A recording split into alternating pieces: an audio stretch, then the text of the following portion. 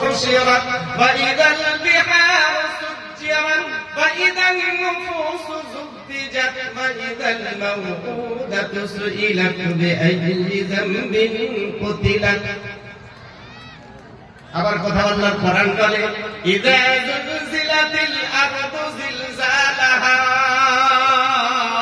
ওয়া আখরাজাতিল আরদু আসকালাহা ওয়া ক্বালাল ইনসানু মা লাহা ইয়াওমা ইযিন তুহাদ্দিসু আখবারাহা বিআন্না রাব্বাকা আওহা লাহা ইয়াওমা ইযিন ইয়াসদুরুন নাসু আশতাতান লিয়ুরাউ أعمالهم فمن يعمل مثقال ذرة خيرا يره ومن يعمل مثقال ذرة شرا يره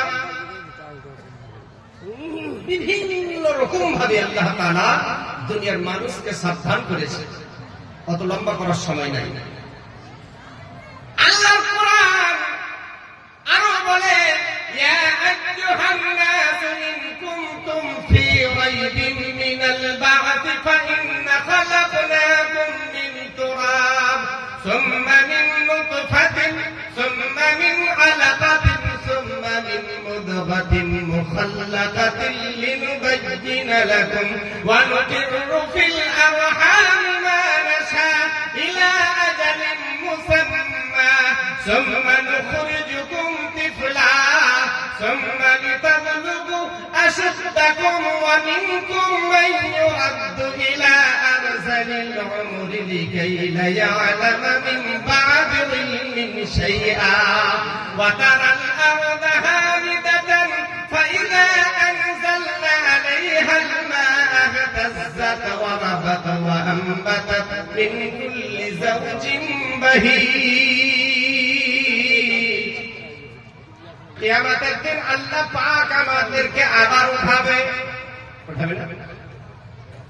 কিয়ামতের দিন আল্লাহ তাআলা আমাদেরকে আবার জীবিত করবে কি করবে না? করবে।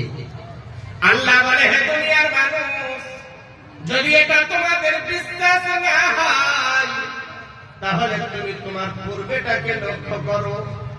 মন দিয়ে শুনে, কোরআন শোনাচ্ছে। তুমি তোমার পূর্বেটাকে লক্ষ্য করো। যখন তোমার নাম গন্ধ ছিল না, দুনিয়ার কেউ তোমাকে জানতো না, চিনতো না। আল্লাহ বলে রাতের অন্ধকারে আমি আল্লাহ তোমার বাবা এবং মাকে অন্ধকার রাত্রে বড় কৌশলে মিলিত করেছি। আর তোমার বাবার পিঠ থেকে বেরিয়ে নিচের রাস্তায় এক বিন্দু দুর্গন্ধময় নাপাক বিন্দু তোমার মায়ের পেটের ভিতরে দিয়েছি। আর ওই নাপাক পানিটাকে ফিল্টার করেছি আমি। তারপরে আমি আল্লাহ ওই পানি থেকে আবার আস্তে আস্তে 40 দিন ধরে ওটাকে আবার রক্তবিন্দু তৈরি করেছি। রক্তবিন্দু থেকে আবার মাংসপিণ্ড তৈরি করেছি। আর মাংস থেকে মাংসের ভিতরে আমি আল্লাহ সুন্দর একটা খাঁচা দিয়েছি বান্দারে। তারপরে আমি আল্লাহ কাউকে মায়ের পেটে বরবাদ করে দিয়েছি, আবার কাউকে দুনিয়াতে এনেছি। আমি আল্লাহ কাউকে কালো, কাউকে গরো, কাউকে ফর্সা, কাউকে টেढ़া, কাউকে সোজা। আমি আল্লাহ আমার ইচ্ছা মতো আমি আল্লাহ বানিয়েছি। কাউকে পুরুষ, কাউকে মহিলা আমি আল্লাহ বানিয়েছি। সুম্মা নুখরিজুকুম তিফলা, তারপরে আমি আল্লাহ তোমার মায়ের পেটের ভিতর থেকে তোমাকে পাল্লা আকারে, কচি আকারে বের করেছি। আচ্ছা বলেন, এই এলাকায় ছাগলের বাচ্চা কয়টা হয়? আমাদের রিমান্ডটা পরীক্ষা হবে। ছাগলের বাচ্চা 2টা, 3টা, 4টা পর্যন্ত দেখেছে, তাই না? আচ্ছা বলেন, এই এলাকায় ছাগলের হসপিটাল কতগুলো আছে? নার্সিং হোম, ছাগলের নার্সিং হোম একটাও নাই। এই 4টা বাচ্চা হয় কোথায়? বাড়িতে, এখানে মাঠে ঘাটে দেখি। 4টা, 3টা, 4টা বাচ্চা হলো, সিজার করতে হলো না। আর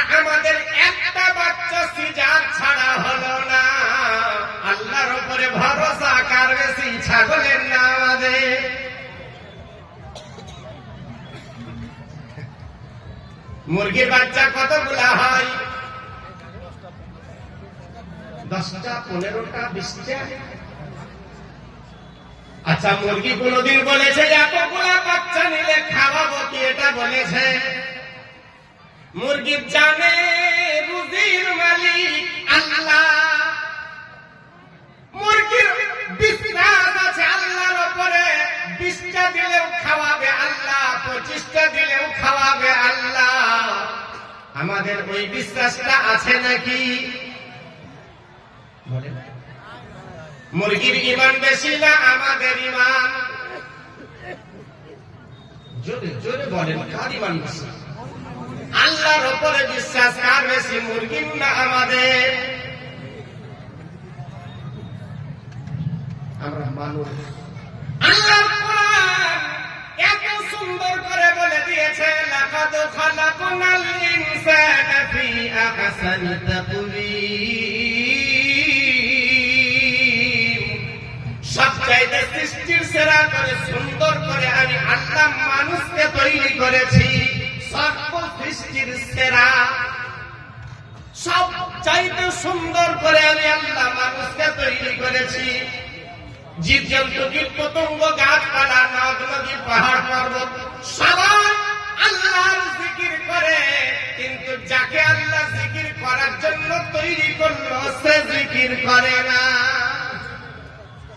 সে জিকির করে না। তাহলে যারা করলো না, মানুষ কারা?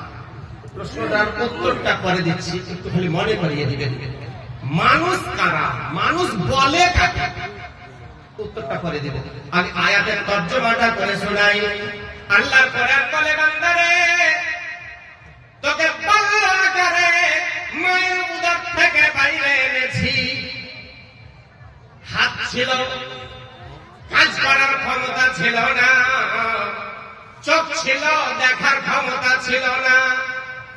দেখতে কিন্তু অনুশোচনা অনুভব করার ক্ষমতা ছিল না। ব্রেন ছিল, কাজ করত না। পা ছিল, চলার ক্ষমতা ছিল না। আচ্ছা, বাচ্চা যখন মায়ের কোলে থাকে এই আঙ্গুলটা চুষে কি চুষে না? কেন চুষে জানেন? আরে হ্যাঁ কিনা বলেন? জানা আছে? জানা না? এই আঙুলটা চুষে ও বের করে নেন, আবার ভরবে, বের করে নেন, আবার ভরবে। যতবার আপনি বের করবেন ওই আঙুলটাই চুষবে। কেন ভেবেছেন কোনদিন কেন আঙুলটা চুষে? এত সুন্দর করে বর্ণনা করেছে আল্লাহ কোরআন। বলে, বান্দারে হাত ছিল, পা ছিল, চলার ক্ষমতা, বলার ক্ষমতা ছিল না। বলার ক্ষমতা দিয়েছে কে? চলার ক্ষমতা দিয়েছে কে? দেখার ক্ষমতা দিয়েছে কে? কথা বলার ক্ষমতা দিয়েছে কে? আল্লাহ বলে, বান্দারে তুই যখন ছোট্ট ছিলি বলার ক্ষমতা ছিল না। তুই দুনিয়াতে আসবি তার আগে তোর জন্য আমি খাবার পাঠিয়ে দিয়েছি। আল্লাহ। আচ্ছা বলেন,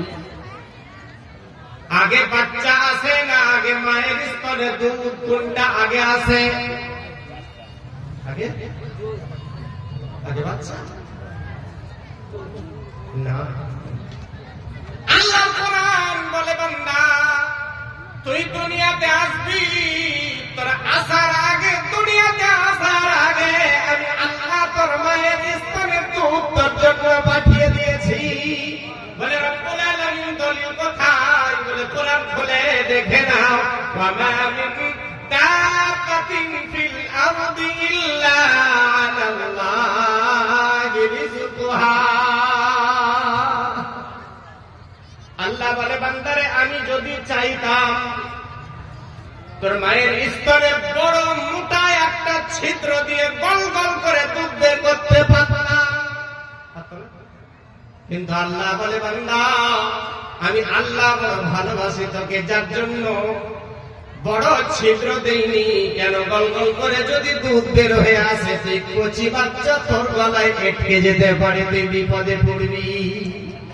যার কারণে আমি আল্লাহ এত সূক্ষ্ম ছিদ্র দিয়েছি যতটুকু চাইবি ততটুকু পাবি, গলাতে হাত দিবে না।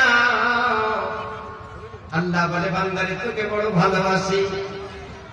তারপরে আল্লাহ বলে বান্দা শুধু তাই নয়, দেখবেন যারা স্ট্যান্ডার্ড মহিলা, এক কথায় যারা শিক্ষিত, নিজেকে স্ট্যান্ডার্ড মনে করে দাবি করে, এরা যখন রাস্তাঘাটে সফরে যায়, ফ্লাক্সে গরম পানি আর পাউডার দুধ ঘুলে ঘুলে বাচ্চাকে খাওয়ায়,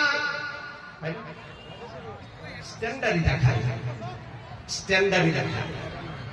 আল্লাহ বলে বান্দারে ওই পানিটা যদি একটু গরম বেশি থাকে তো কচি বাচ্চার মুখটা জ্বলে পড়ে ছাই, আর যদি ঠান্ডা থাকে সর্দি লেগে যায়। আল্লাহ বলে বান্দা আমি আল্লাহ শীতের ছোঁয়া তোর মায়ের শরীরে লাগতে দেরি, আমি আল্লাহ তোর মায়ের স্তনে দুধ গরম করতে দেরি করি না। বলবেন না সুবহানাল্লাহ? শুধু তাই নয়, শুধু তাই নয়, এতটা গরম করেছি জীবনে কোনদিন তোর মুখ পুড়বে না, আর কোনদিন সর্দিও লাগবে না। তারপরে আল্লাহ বলে বান্দা শুধু তাই নয়, আস্তে আস্তে যখন মায়ের দুধে তোর পেট ভরে না, দুনিয়ার খাবার খেতে হবে, মুখে ডাক দিয়েছে কে? আল্লাহ। আস্তে আস্তে আল্লাহ বলে আমি বড় করেছি, জওয়ান করেছি, আর 14-15 বছর যখন বয়স হয়েছে, আমি আল্লাহ তোর ভিতরে এক্সট্রা একটা পাওয়ার ভরে দিয়েছি। কে দিয়েছে? এক্সট্রা পাওয়ারটা কে দিয়েছে?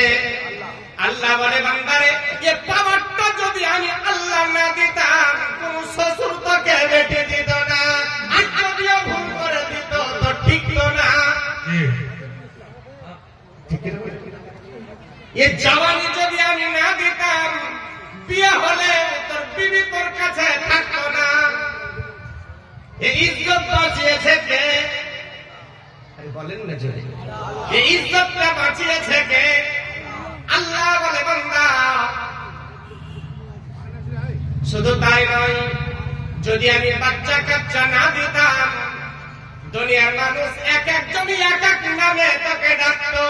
এ বাচ্চা দিয়েছে কে? সাপ যখন আল্লাহ দিল, আল্লাহ বলে বান্দা এবার আমি ডাকলে কেন আসিস না? আমি ডাকলে কেন আসিস না? তোর মতো বেগাইরা, তোর মতো বেহায়া, বেলজ্জা, বেশরম আর দুনিয়াতে কেউ নাই। এত কিছু দিলাম আমি, শেষে আমার ডাকে যখন আসলি না, কিয়ামতের ভূমিকম্প বড় ভয়ানক, সাবধান হয়ে যা। কিয়ামতের ভূমিকম্প বড় ভয়ানক, সাবধান হয়ে যা। কারণ আমি আল্লাহ আবার পুনরায় জীবিত করে হিসাব নিকাশ নিব।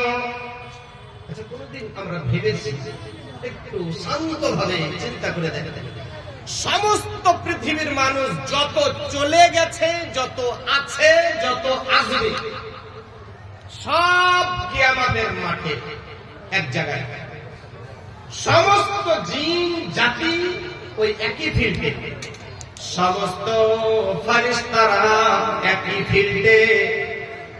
একই ফিল্ডে যদি জিন, ইনসান এবং ফারিস্তারা একই জায়গায় জমা হয়, ফিল্ডটা কত বড় হবে? কত বড় হবে? এই মাঠের সমান কেমন? কত বড় হবে আল্লাহ ছাড়া কেউ জানে না। সেই দিন, কিয়ামতের দিন, সূর্য হবে মোটা হাতের উপরে, এতটুকু ডিস্টেন্সে, এতটুকু উঁচুতে থাকবে সূর্য। 12খানা সূর্যের মুখ হবে।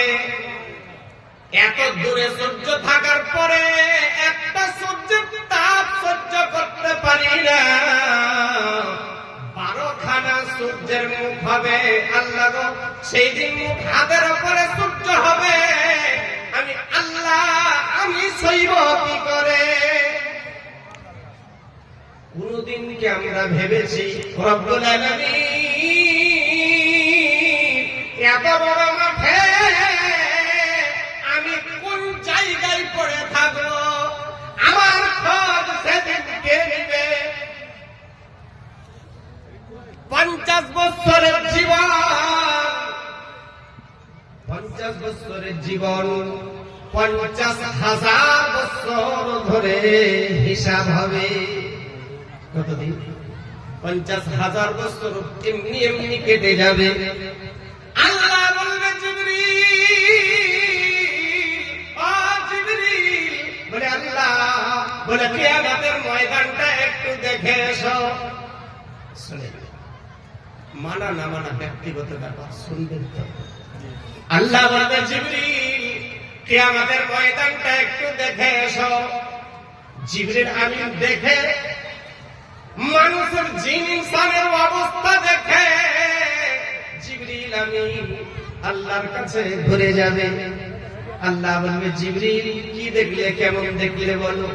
জিবরিল আমিন মাথা নিচু করে এত কাঁদবে, রব্বুল আলামিন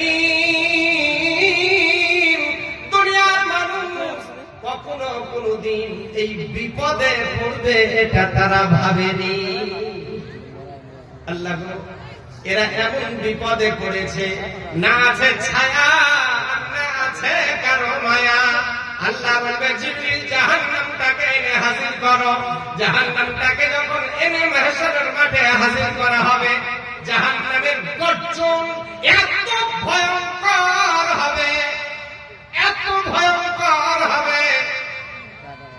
জাহান্নামের আওয়াজ শুনে মুসা আলাইহিস সালামের মতো নবী, যিনি ডাইরেক্ট আল্লাহর সঙ্গে কথা বলতেন, আল্লাহ বলতেন আর নবী শুনতেন, মুসা আলাইহিস সালামের মতো নবী কিয়ামতের মাঠে জাহান্নামের গর্জন শুনে আল্লাহকে কেঁদে কেঁদে বলবে, রব্বুল আলামিন আমি মা চাই না, বাবা চাই না, আল্লাহ তুমি আমাকে জাহান্নামের আগুন থেকে বাঁচিয়ে না। আল্লাহ আমাকে জাহান্নামের আগুন থেকে বাঁচিয়ে নাও। জিবরিল আমিন জাহান্নামের আওয়াজ শুনে, যিনি ফারিস্তাদের সর্দার, যার কোনদিন কোনো ভুল নাই, নির্ভুল নিষ্পাপ জিবরিল আমিন কিয়ামতের মাঠে কাড়াকড়ি দিবে, রব্বুল আলামিন জাহান্নাম থেকে আমাকে বাঁচিয়ে নাও। জিবরিল আমিনের মতো ফারিস্তা যদি জাহান্নাম থেকে বাঁচার জন্য কান্না করে, আমাদের কান্নার দরকার আছে না নাই? কয়দিন আল্লাহর সামনে সেজদায় মাথা নত করে কেঁদেছি? কোনদিন কি আল্লাহর সামনে মাথা নত করে সেজদায় পড়ে আল্লাহকে বলেছি, রব্বুল আলামিন জীবনের এত ভুল, আল্লাহ গো এ ভুলগুলো যদি তুমি কিয়ামতের দিন ক্ষমা না করো গো মাবুদ, কিয়ামতের দিন মুখ দেখাবার জায়গা আমার থাকবে না। আল্লাহ গো কেমন এমন পাপ করেছি গো মাবুদ, রাতের অন্ধকারে দিনের আলোতে এমন এমন পাপ আমি করে ফেলেছি। বলে কারীম তুমি ছাড়া দুনিয়ার কোন মানুষ আমার পাপের কথা জানে না। আল্লাহ গো যদি আমার বেটা বেটি আমার পাপের কথা জেনে নিত, আমাকে আব্বা বলে ডাকতো না। রব্বুল আলামিন আমার স্ত্রী যদি আমার পাপের কথা জানতো গো মাবুদ, আমার সঙ্গে সংসার করতো না। রব্বুল আলামিন দুনিয়ার মানুষ যদি আমার পাপের কথা জেনে নিত গো মাবুদ, হুজুর বলে কোনদিন ডাকতো না। রব্বুল আলামিন আমার বাপের কথা যদি দুনিয়ার মানুষ জেনে নিত, কোনদিন মসজিদে ঢুকতে দিত না। আল্লাহ যদি আমার বাপের কথা দুনিয়ার মানুষ এমনকি বাবা মা যদি জেনে নিত, কোনদিন বেটা বলে স্বীকার করতো না। তারপরে রব্বুল আলামিন তুমি এত ভালোবেসেছ, কোনদিন অপমান করলে না। রব্বুল আলামিন তোমার নাম সাত্তার, তোমার নাম গফফার, তুমি ছুপানে ওয়ালা, তুমি ক্ষমা করনে ওয়ালা। মাবুদ কিয়ামতের মাঠে ওই গোপন পাপের কথাগুলি যদি কোটি কোটি লোকের সামনে জানিয়ে দাও, মাবুদ গো সেদিন মুখ দেখাবার জায়গা থাকবে না। আল্লাহ তোমার নাম সাত্তার, তোমার নাম গফফার। রব্বুল আলামিন তুমি মেহেরবানি করে আমার জীবনের গুনাহগুলি লুকিয়ে নিও। আল্লাহ যদি আমার পাপের কথা তুমি হিসাব চাও, তুমি ক্ষমা করতে চাইবে না। রব্বুল আলামিন আমি যত বড়ই পাপী হই না কেন, তুমি তো রহমান রহিম, তুমি তো গফুরুর রহিম। ভুল যখন হয়ে গেছে বাবু, আর তো কোনো উপায় নাই, শুধু তোমার ক্ষমা ছাড়া আর কোনো রাস্তা নাই। রব্বুল আলামিন জীবনের গুনাহগুলি মাফ করে দাও। আল্লাহু আকবার। কোনদিন জীবনে আল্লাহর কাছে সিজদায় পড়ে এভাবে কেঁদেছি? কোনদিন জীবনে আল্লাহর কাছে মাথা নতই করতে চাইলাম না। কোনদিন আল্লাহর কাছে স্বীকারই করতে চাইলাম না জীবনের ভুলগুলো। আল্লাহ বলে বান্দা তোমায় বড় ভালোবাসি। আল্লাহ বলে নবী গো তোমাকে বড় ভালোবাসি, আর তোমার উম্মতকেও বড় ভালোবাসি। বলে রব্বুল আলামিন কত ভালোবাসা, এতই যদি ভালোবাসা তো 50 থেকে 60 বছর বয়স দিলে কেন, একটু বেশি দিলে না কেন? আল্লাহ বলে হে নবী তোমার উম্মতকে ভালোবাসি বলেই তো বয়সটা কম দিয়েছি। বলে কেমন কথা? আল্লাহ বলেন হে নবী তোমার উম্মতকে খাটাবো কম আর মজরি দিব বেশি। সুবহানাল্লাহ সুবহানাল্লাহ। নবী গো তোমার উম্মতকে বড় ভালোবাসি। বলে আল্লাহ কেমন করে, একটু খুলে বলো। আল্লাহ বলে তোমার উম্মতকে সূরা ইখলাস দিয়েছি, যদি কেউ কোরআন পড়তে না জানে একবার সূরা ইখলাস পাঠ করবে 10 পারা কোরআন পড়ার নেকি দিব। যদি কেউ দ্বিতীয়বার পাঠ করে 20 পারা, যদি কেউ তৃতীয়বার পাঠ করে 1 খতমের নেকি দিব। প্রত্যেকদিন তোমার উম্মত ঘুমাবার আগে যদি 3 বার করে সূরা ইখলাস পড়ে ঘুমিয়ে যায়, প্রত্যেকদিন 1 খতম কোরআন পড়ার নেকি দিব। আমরা নবীকে ভালোবাসি। সাহাবী রাসূল তেনারাও নবীকে ভালোবেসেছিলেন। ওনাদের ভালোবাসা পৃথিবীর মানুষ, জিন ইনসান সবাই যদি এক জায়গায় জমা হয়ে মনে করে যে আমি একটা ডিগ্রি নিব, সেটা কি আমি সাহাবী হব, পারবে? যদি কেউ সাহাবী হতে চায় পারবে? সমস্ত পৃথিবী সব নেকি একদিকে, আর সাহাবী রাসূলের নেকি একদিকে সমান হবে কেন? কি ভালোবেসেছিলেন সাহাবী রাসূল। একজন যুবক, যারা যুবক তারা মনে রাখেন, যুবকের জওয়ানিটা আল্লাহ বড় পছন্দ। যুবকের জওয়ানি থাকাকালীন যখন বান্দা আল্লাহর সামনে দাঁড়িয়ে যায়, আল্লাহ বলে ফেরেশতারা যুবককে দেখো, এই বয়সে পূর্ণ যুবক হওয়ার পরে আমার সামনে কান ধরে দাঁড়ায়। আল্লাহ ফেরেশতাকে দেখিয়ে দেয়, দেখো কোন যুবক যখন আল্লাহর কাছে সারেন্ডার হয়ে যায়, আল্লাহ খুশি হয়ে যায়। একজন যুবক নবীকে গোপনে গোপনে ভালোবেসেছিলেন। এতিম ছেলে, বাবা নাই মা নাই, চাচার কাছে মানুষ, চাচার কাছে মানুষ, পূর্ণ যুবক, তরুণ যুবক, রাসূলের মোহাব্বত দিলের মধ্যে, নবীর প্রেম, নবীর ভালোবাসা এতই আছে দিলের মধ্যে, কিন্তু ভয় প্রকাশ করতে পারে না, ভয় প্রকাশ করতে পারে না। শেষ পর্যন্ত আল্লাহর নবী যখন মক্কা ছেড়ে হিজরত করে মদিনায় চলে গেলেন, ওই যুবক আর মদিনায় থাকতে পারে না, জান লাগে না, মন লাগে না, শেষ পর্যন্ত কলমা প্রচার করতে বাধ্য হলো, না হলে তো আর কোনো রাস্তা পাওয়া যায় না। যুবক চাচাকে বলে, চাচা আমি মুহাম্মদ সাল্লাল্লাহু আলাইহি ওয়াসাল্লামের প্রেমে পড়ে গেছি, কলমা পড়ে নিয়েছি, আমি নবীর কাছে যেতে চাই, মদিনায় যেতে চাই। চাচা ধমক দিন, খবরদার, মুহাম্মাদের নাম যদি নিয়েছি। বলে, চাচা নবীর প্রেম আমার দিলের ভিতরে এমনই গেঁথে গেছে, এক সেকেন্ড, এক মুহূর্ত নবীকে ছাড়া আমি টিকতে পারি না, আমাকে মদিনাতে যেতে হবে, যাবই। বলে, শোন, তোর বাবা নাই, তোকে মানুষ করেছে আমি। বলে, স্বীকার করছি। বলে, আমি যেতে দিব না। বলে, আমি থাকতে পারবো না, যেতে আমাকে হবে।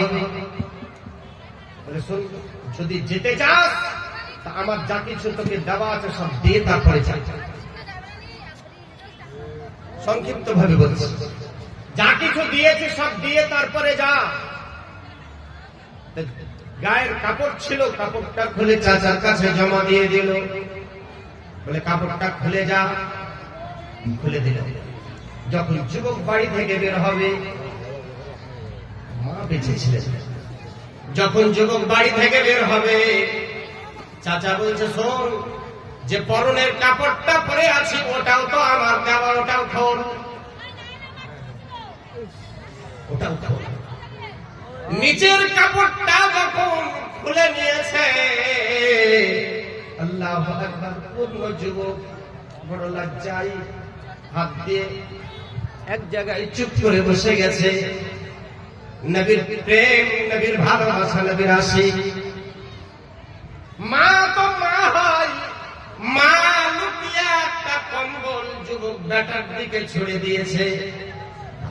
কম্বলটাকে ফেড়ে একটা নিচে একটা উপরে গায়ে দিয়ে আল্লাহর নবীর সামনে গিয়ে মদিনায় হাজির হয়েছে।